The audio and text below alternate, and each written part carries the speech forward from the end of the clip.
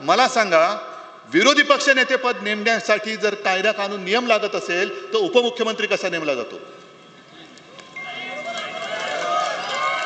दोन दोन उपमुख्यमंत्री नेमता जे त्याच्या संविधानात नाहीये, नसलेली असंविधानिक पदं तुम्ही तिकडे नेमतायत. पहिलं त्यांना उपमुख्यमंत्री पदाचा दर्जा काढा. जर विरोधी पक्ष नेता आम्हाला देत नसाल तर दोन्ही उपमुख्यमंत्री साधे मंत्री म्हणून फिरले पाहिजे. त्यांना उपमुख्यमंत्र्यांची मस्ती करता येणार नाही. आम्ही त्यांना उपमुख्यमंत्री मानायला तयार नाही, हे आज मी जाहीर करतोय. आमचे उपमुख्यमंत्री कोणी नाव येऊ शकत नाही. काय विरोधी पक्ष नेता, अरे एवढं पाचवी तुमच्याकडे बहुमत आहे, केंद्राचं सरकार तुमच्याकडे पूर्ण वरद हस्त, हे एवढं मजबूत सरकार यापूर्वी आपल्या देशात क्वचित आलं असेल, तरी सुद्धा तुम्ही विरोधी पक्ष नेत्याला घाबरता, विरोधी पक्षाला घाबरता.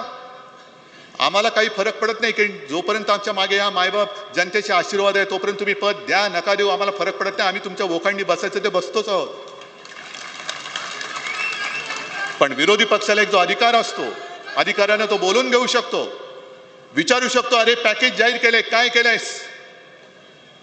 तो विरोधी पक्ष नेता पद तुम्ही द्यायला तयार नाहीत का? कारण संविधानात तशी तरतूद नाही. मग उपमुख्यमंत्री पदाची तरतूद तुम्ही मला दाखवा, नाही तर तुमचे दोन हाफ आहेत त्यांना हाफच राहू द्या. त्यांना आम्ही पूर्ण दर्जा देऊ शकत नाही, उपमुख्यमंत्री आम्ही त्यांना मानू शकत नाही. संविधानात दाखवा. हे आहे गोकुळचं श्रीखंड, अगदी जिभेवर रेंगाळणार. जिभेवरच नाही तर मनावरही रेंगाळणार. गोकुळ श्रीखंड, मनावर रेंगाळणार.